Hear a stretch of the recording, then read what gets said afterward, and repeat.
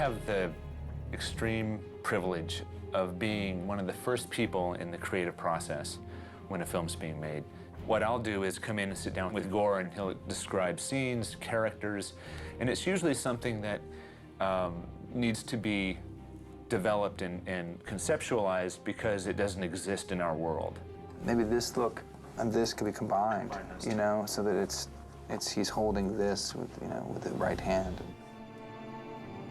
Pirates 1 had the cursed pirates, the skeletons.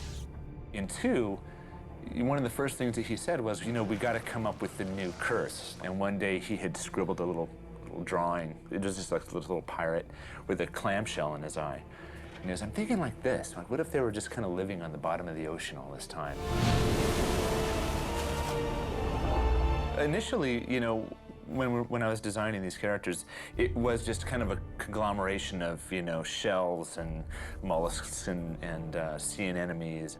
We realized that we had to kind of start focusing on one element to really make these characters stand out individually. It's funny, you look at the expanse of the ocean, you think, oh my gosh, there's just millions of ideas, but there are only a few really good ideas, you know? A jellyfish head guy didn't quite work, you know, and sea slug face actually made it in, I think. I like sea anemone mouth guy. Goes, what did he say? There's something. The challenge becomes, how do you integrate, you know, certain elements into it and still make it look cool and not make it look like something goofy? So it was kind of matching the fish or a creature to the body type and personality. You really didn't want to lose that human aspect because they were once people. And if they become too fish-like, then they just become too creaturey, and you stop believing that they were an actual human being. The hammerhead guy, even though, you know, it's got a hammerhead, you know, head, the rest of the body still has that human aspect. To the captain's cabin! The pufferfish guy, you know, just half of his face is part of that fish, and the rest of his body, you know, was a lot of looking at Howard Pyle kind of paintings, and that keeping the costume integral to what was going on and to the character as well.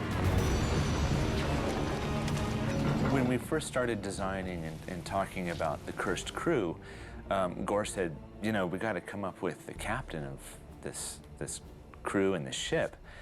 And that was a very intimidating, you know, thought, because we knew he had to be bigger and command much more, you know, attention and power than the rest of these guys we were designing.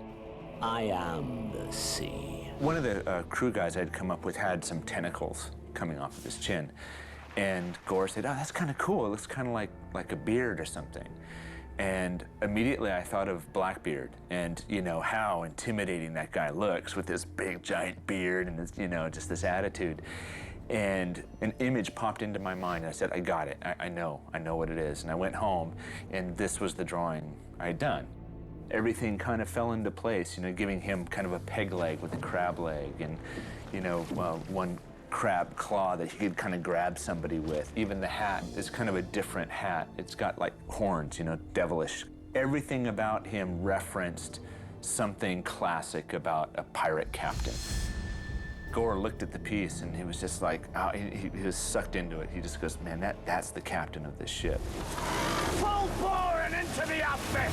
You could see him at the bow of the ship, you know, and the wind blowing his coat, and it became more than just a study. It became really who this character was. I cannot be summoned like some mongrel pup. I feel real blessed to be able to have a job and do what it is that I love to do. To me, it's a privilege. Anytime an artist can make a living at doing their art, when you get to work with someone like Gore, it does become an emotional experience, and you feel like you're a part of something that is going to be around for a very long time. So there's planks, you know, I don't know, play with it a little bit. Even though it's just a movie, you know, it means everything to me. And the pride I feel when I see an actual drawing, you know, projected on screen, the way I drew it initially is just, it's the biggest form of compliment you could possibly ever get.